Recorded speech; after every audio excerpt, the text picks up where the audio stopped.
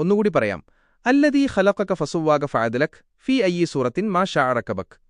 അതിന്റെ ഏകദേശ അർത്ഥം ഇങ്ങനെയാണ്: നിന്നെ സൃഷ്ടിക്കുകയും നിന്റെ അവയവങ്ങൾ ശരിയായ അളവിൽ സംവിധാനിക്കുകയും നിന്നെ മിതമായ രൂപത്തിൽ സംവിധാനിക്കുകയും ചെയ്തവൻ, അവൻ ഉദ്ദേശിച്ച രൂപത്തിൽ നിന്നെ സംഘടിപ്പിച്ചു. ഈ ആയത്തിൽ മനുഷ്യന്റെ സൃഷ്ടിപ്പിന്റെ അത്ഭുതത്തെക്കുറിച്ചാണ് പറയുന്നത്. അല്ലാഹു മനുഷ്യനെ എത്ര മനോഹരമായാണ് സൃഷ്ടിച്ചിരിക്കുന്നത്! ഓരോ അവയവവും കൃത്യമായ അളവിലും രൂപത്തിലുമാണ് സൃഷ്ടിച്ചിരിക്കുന്നത്. ഇതിലൂടെ അല്ലാഹുവിന്റെ ശക്തിയും കരുണയും വ്യക്തമാകുന്നു. ഇനി ഞാൻ നേരത്തെ പറഞ്ഞ ഹദീസ് പറയാം. റസൂൽ സമത്തി പറഞ്ഞു, നിങ്ങളിൽ ഒരാൾ നല്ല നിലയിൽ വുദുവെടുക്കുകയും അതിനുശേഷം അഷ്ഹദു അൻ ലാ ഇലാഹ ഇല്ലല്ലാഹു വഹ്ദഹു ലാ ശരീക ലഹു വ അഷ്ഹദു അന്ന മുഹമ്മദൻ അബ്ദുഹു വറസൂലുഹു എന്ന് പറയുകയും ചെയ്താൽ സ്വർഗ്ഗത്തിലെ 8 വാതിലുകളും അവനുവേണ്ടി തുറക്കപ്പെടും. അവനിഷ്ടമുള്ള വാതിലിലൂടെ സ്വർഗ്ഗത്തിൽ പ്രവേശിക്കാം.